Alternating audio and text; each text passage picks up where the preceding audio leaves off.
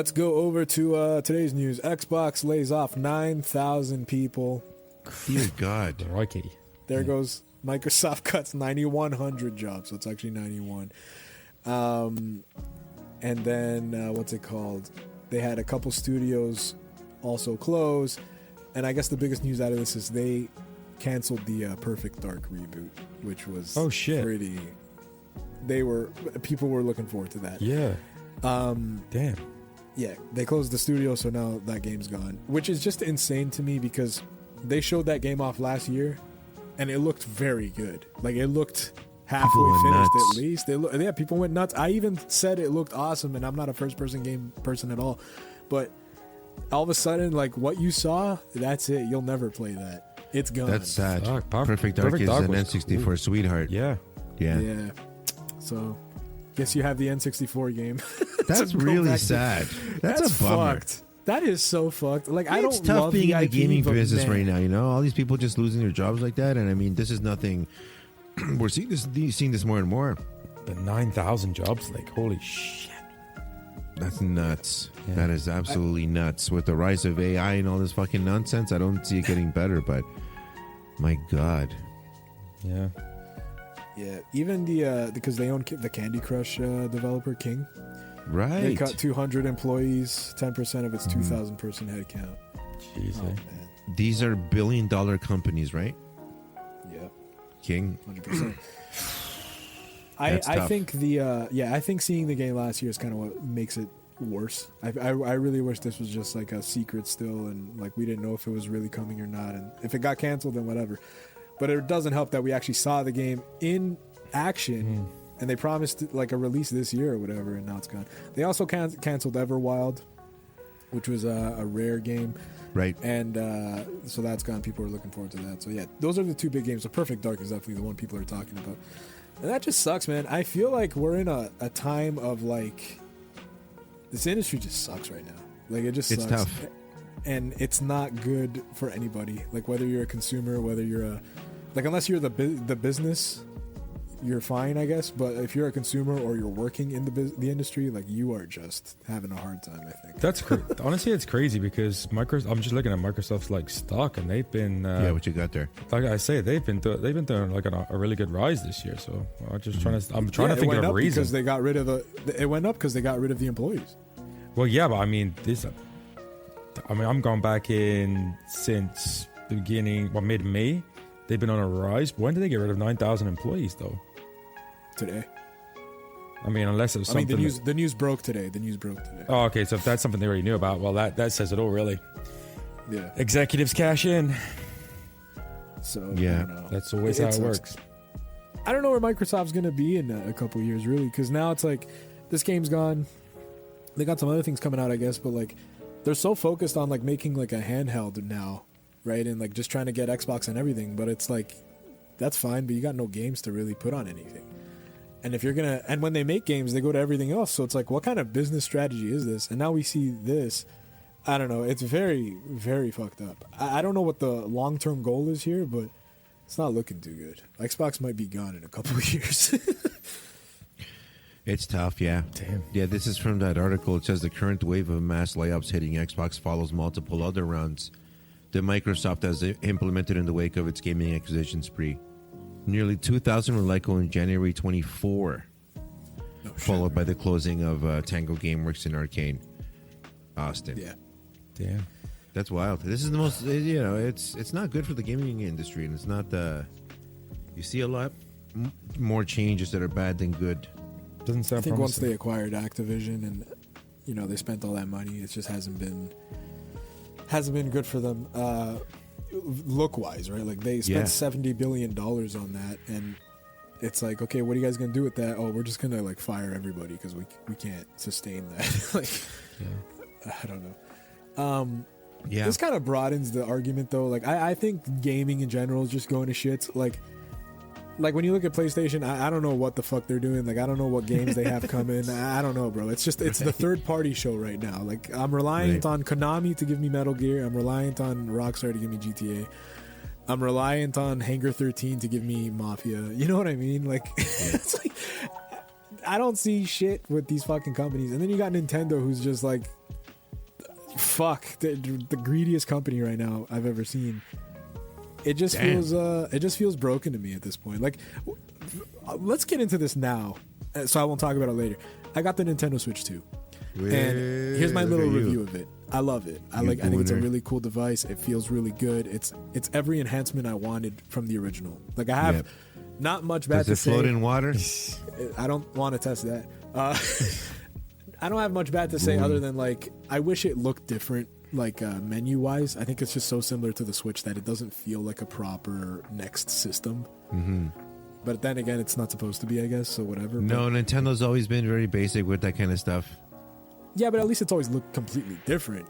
Mm-hmm. Like the Wii to Wii U was completely different. The GameCube, you're right, everything was different. So this is the first time where it's like it just looks the same. It just looks better. Yeah, at the prices you're charging, you shouldn't be copying and pasting. You know? No, exactly. Like, I need this thing to have an identity of its own. I get it's the Switch too, but you could have done a lot more to that fucking menu to make it look different. Yeah. But whatever.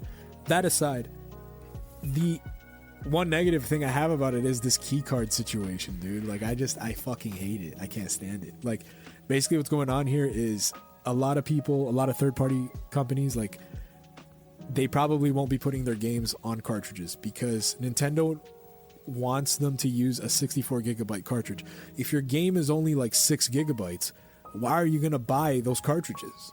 Oh, so they're squeezing them out. Yeah. So a lot of these third-party companies don't want to do that. So they're either going to release their games digital or they're going to use game key cards. Game key cards are literally a thing, like the cartridge that you put in your Switch 2. And what it does is alert the server to download the game on your system. So you're essentially, there's nothing on that thing. What? So it's ridiculous. Cyberpunk 2077 is the only game I think that is actually on the cartridge. So everyone's giving it high praise. But like... A lot of these games are not going to be on the cartridge. Thank you for not ripping us off. Clap, clap. Thank you so much. Like, Thank Street you for Fighter giving 6, me what I bought.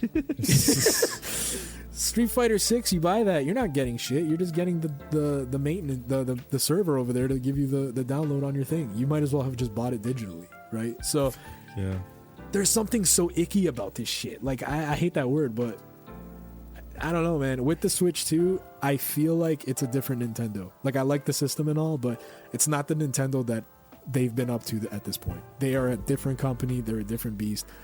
And I always said, like, you know, these companies aren't your friend and shit. Like, at the end of the day, they're a business. They want to make money.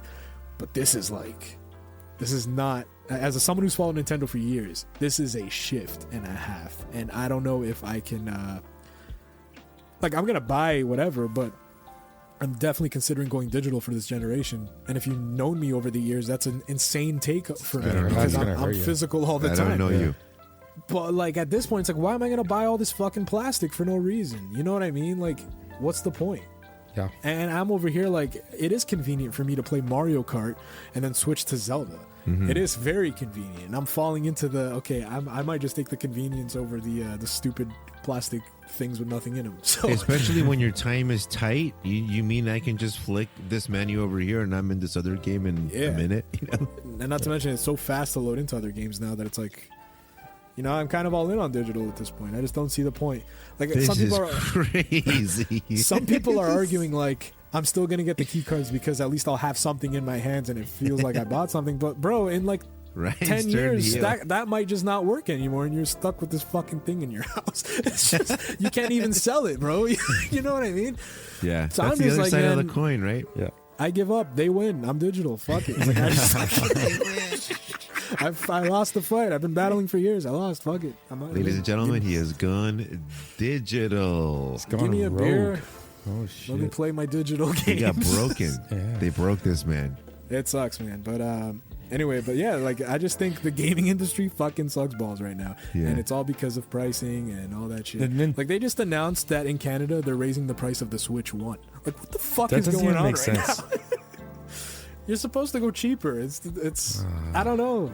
I don't like this shit no more. Like I want to play like Super Nintendo. Back to the good old days. This is the end. It is. It's like $500 for one of those reconditioned now, eh? The Switch 2 is a 9 out of 10. I like it. Nice, Besides the stuff. game key card. But fuck yeah. But back to the Xbox thing is just gaming in general right now is different. It's definitely becoming a luxury thing. Yeah. And you know, they're showing us that. Yeah. Yeah, it's tough, especially when you're, I don't know. I think Xbox has always had sort of that identity crisis the last several years. Oh yeah. Until recently, where everything is an Xbox. That sounds great, very convenient. It sounds like it's liquid what you're offering. I can get it anywhere. The problem with that is it sounded cool, 1 or 2 years ago, but now that's sort of where everything's going, right? Yeah. Even PlayStation works out these what used to be year-long deals or even exclusive deals, and for some of these games that they release, and then they end up on formerly what was a competitor's system. They just have to wait a certain amount of time, right? Or to end up on Steam. It's just a wild time. Doesn't really matter. It's not like it used to be where, if you don't have a Super Nintendo, there's no chance you're playing Sonic, Yeah. Even in, I put out some podcasts recently. I was covering the Donkey Kong game coming out, what I thought of the presentation. And there's a part where they say that the 2-player mode, you could actually share it to a Switch 1, but the game's not on a Switch 1. It's like, what the fuck is going on? Like, there's no rules anymore to this shit. It's for me, I feel like Nintendo's definitely, I don't know if lacking is the right word, but they're just filling out little things like the menu, just like you were telling me right now. It just sounds like copy and paste it. I can see how that's annoying.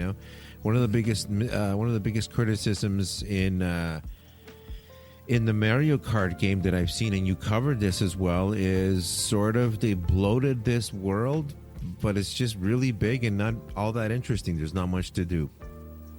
No, it's a slog. I just you drive around and just look at stuff, and you do a mission here and there, and it's full of missions, but it's like, there you go. I know I'm not getting properly rewarded with anything, nice. So yeah, that game's fun. I still like it. But I don't even do free roam anymore. I'm just I'll hop on with Tiff and we'll do like a Grand Prix and whatever, get her kids. Right. But realistically, like, it's not worth that price tag. And realistically, I'm done with it. Like, I just don't have a reason to really play it by myself anymore. Wow, you're gonna sell it? Yeah, I don't. I've Is it leaving your collection? No, I won't sell it because eventually they'll do DLCs. They'll pack more. I hope to God they fucking pack more. They better. It's always a good party game. Like, your nephews were over the other day, a couple weeks ago, and they fucking went ham on that thing. Like, everyone was playing Mario Kart. And then I entered the room, played one game, won, and left. But, yeah, I'm awesome. Anyway. Came in, dusted everyone. See you later. Yeah. They're like, fuck. Sebastian was so mad, dude. Because he was, like, killing his brothers, and then I stepped in. He's like, no, every time you play, I lose. Yeah, I don't know if anybody knows, but Ryan uses cheat codes. Cheat codes. Right. He always has to say, 1 second, look that way, and then he'll remove the cartridge and he'll plug it into his Game Genie. That makes no sense. And then he puts in that extra password that gives him unlimited lives. I'm on to you. How long does it look away? Because that's a lot of work. The loading screen alone is like fucking 35 seconds. I mean, the minute you turn the game off, everything goes quiet. That's like alert enough to look at the screen. That's funny. However, when you were a kid, you ever turn on the TV with like people sleeping? You're like, oh, it won't be that bright, and it just brightens up the whole fucking room, and you're like, oh shit. Especially when it was like AV as well. You had that really loud. No, the problem wasn't so much the volume up loud. You're like, fuck, turn the volume. Mind The Exorcist. The volume. From when you fucking played the night before and it was loud as fuck. Yeah. You had to pray the TV was not at that loud of volume, When you hear that fucking game or PlayStation 2 intro, the it's like, oh shit. Oh god, yeah, I know exactly what. It comes at you right away.